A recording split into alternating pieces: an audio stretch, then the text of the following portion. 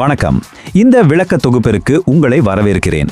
இப்போ இந்த நிமிஷம் உங்க உடம்புக்குள்ள கண்களுக்கு தெரியாத ஒரு மிகப்பெரிய போர் நடந்துட்டு இருக்குன்னு சொன்னா நம்புவீங்களா?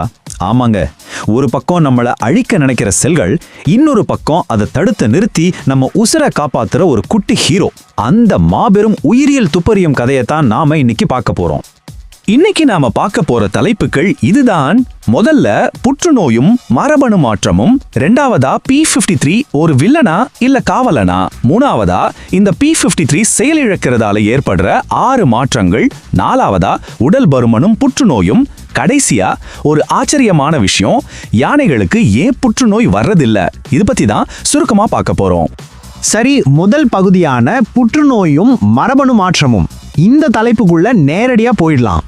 பொதுவா புற்றுநோய் எதுவும் மாயாஜால மாதிரி திடீர்னு வந்துடாதுங்க.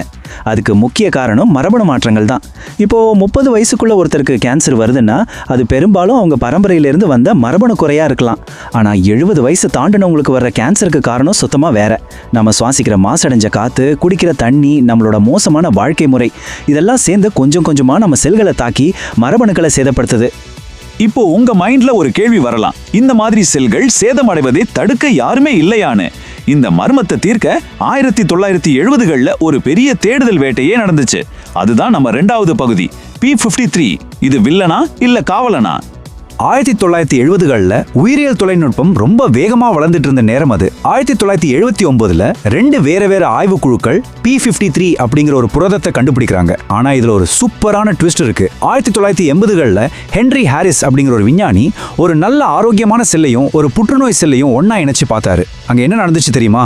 அந்த கேன்சர் செல் மேஜிக் மாதிரி தன்னோட குறைகளை திருத்திக்கிட்டு ஆரோக்கியமா மாற தொடங்குச்சு. அதுக்கப்புறம் ஃப்ரெட்ரிக் சாங்கரோட மரபணு தொடர் தொழில்நுட்பம் மூலமா இந்த மாபெரும் ரகசியம் உலகத்துக்கு தெரிய வந்துச்சு. சரி, அது என்ன P53? இதுல P அப்படிங்கிறது புரதம், அதாவது புரோட்டீனை குறிக்குது. 53 அப்படிங்கிறது அதோட மூலக்கூறு எடை. இப்போ ஒரு சுவாரஸ்யமான விஷயம் சொல்றேன் கேளுங்க. இந்த புரதம் முதல்ல கேன்சர் செல்கள்ல ரொம்ப அதிகமா இருந்ததுனால இந்த P53 தான் கேன்சரை உருவாக்குதுன்னு விஞ்ஞானிகள் தப்பா நினைச்சிட்டாங்க. இது ஒரு மிகப்பெரிய அறிவியல் குழப்பமா இருந்துச்சு. ஆமாங்க, ஆரம்பத்துல உலகமே P53 ஒரு வில்லனா தான் பார்த்துச்சு.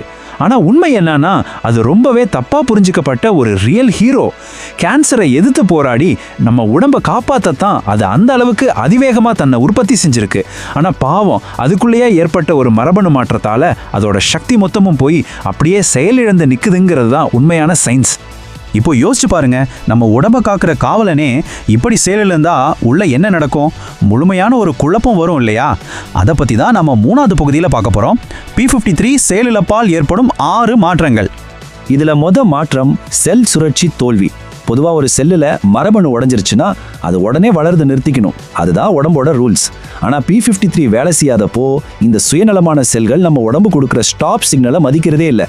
உடஞ்ச மரபணுக்களோடவே தொடர்ந்து தங்களை காப்பி பண்ணிக்கிட்டே இருக்கு. இதுதான் கேன்சர் உருவாக்கத்தோட படி. இன்னொரு விஷயம் கவனிச்சிங்களா? நம்ம உடம்புல இருக்கிற ஆரோக்கியமான செல்களுக்குன்னு ஒரு குறிப்பிட்ட ஆயுள் காலம் இருக்கு. உதாரணமா தோல் செல்கள் 30 நாள்கள், எலும்பு செல்கள் 30 வருஷம், மூளை செல்கள் 70 வருஷம் வரைக்கும் தான் உயிரோட இருக்கும்.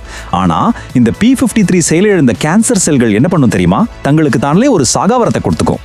ஆமா, அதுங்களுக்கு வயசாவதே இல்லை. இப்படி சாகா வரம் வாங்கின இந்த செல்கள் அடுத்து என்னென்ன அட்டூழியங்கள் பண்ணதுன்னு பாருங்க. இடமே இல்லைன்னாலும் ஒன்று மேல ஒன்று ஏறி கட்டுப்பாடே இல்லாம வளரும். அப்புறம் இருக்கிற இடத்தை விட்டுட்டு ரத்தத்துல கலந்து உடம்புல மற்ற உறுப்புகளுக்கும் ஆபத்தான முறையில பயணம் செய்யும். இதைத்தான் மெட்டாஸ்டாசிஸ்னு சொல்லுவாங்க. அது மட்டும் இல்லாம வளர தேவையான உணவையும் ஆக்சிஜனையும் திருடுறதுக்காக ரொம்ப சுயநலமா தங்களுக்கு தாங்களே புது ரத்த நாளங்களையும் உருவாக்கிக்கும். உண்மையிலேயே ஒரு ஆரோக்கியமான செல் எப்படி நடந்துக்கும் தெரியுமா? சட்டத்தை மதிக்கிற ஒரு நல்ல குடிமகன் மாதிரிங்க.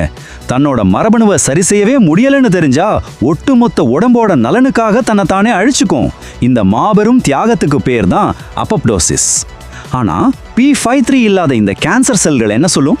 நான் சாக மாட்டேன்னு ரொம்ப பிடிவாதமா உடம்புக்குள்ளேயே இருந்து பெரும் ஆபத்தை ஏற்படுத்துது. சரி, இவ்வளவு நேரம் அந்த நுண்ணிய உலகத்துக்குள்ளேயே இருந்துட்டோம். கொஞ்சம் வெளியே வந்து நம்ம அன்றாட வாழ்க்கையை பார்ப்போமா? 4வது பகுதி, உடல் பருமனும் புற்றுநோயும். நாம இப்போ வாழ்ந்துட்டு இருக்கிற இந்த மாடர்ன் உடல் உழைப்பே இல்லாத வாழ்க்கை முறை இந்த செல்களோட பேலன்ஸை எப்படி கெடுக்குதுன்னு பார்ப்போம்.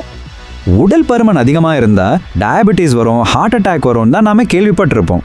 ஆனால் இங்கே நீங்கள் கவனிக்க வேண்டிய அதிர்ச்சியான உண்மை என்னன்னா, உடல் எடை அதிகமாக இருக்கும்போது உங்களுக்கு கேன்சர் வர்றதுக்கான வாய்ப்பு 20% அப்படியே அதிகரிக்குது. இது ரொம்பவே சீரியஸான விஷயம். இப்படி உடல் எடையை பத்தி பேசும்போதே நமக்கு ரொம்ப சுவாரஸ்யமான ஒரு விலங்கியல் முரண்பாடு ஞாபகத்துக்கு வருது. அதுதான் 5வது பகுதி. யானைகளுக்கு புற்றுநோய் வராதது ஏன்? இப்போ உங்ககிட்டயே நான் ஒரு கேள்வி கேட்குறேன். அதிக உடல் பருமன் கேன்சரை வரவழைக்கும்னா பல 1000 கிலோ எடையோட சுத்துது அந்த யானைகளுக்கு ஏன் கேன்சர் வர்றதில்ல? இது வரைக்கும் எத்தனை யானைக்கு கேன்சர் வந்திருக்குன்னு நீங்க கேள்விப்பட்டிருக்கீங்க? உலகத்திலேயே இது ரொம்ப ரொம்ப அபூர்வமான ஒரு விஷயம். இது எப்படி சாத்தியம்? இதுக்கான விடையை கேட்டீங்கன்னா நிஜமாவே ஆச்சரியப்படுவீங்க. மனிதர்களாகிய நம்மோட மரபணுக்கள்ல நம்மளை காப்பாத்த ஒரே ஒரு P53 மரபணு நகல் தான் இருக்கு. ஆனா ஒரு யானையோட மரபணுல எத்தனை நகல்கள் இருக்கு தெரியுமா? 20 P53 நகல்கள் இருக்கு. ஆமாங்க, யானைக்குள்ள கேன்சரை எதிர்த்து போராட ஒரு சின்ன மைக்ரோஸ்கோபிக் ஆர்மியே வேலை செஞ்சுட்டு இருக்கு. ஆனா நம்ம நிலைமை அப்படி இல்லை. யானைகள் மாதிரி நமக்கு 20 மரபணுக்கள் இல்லை.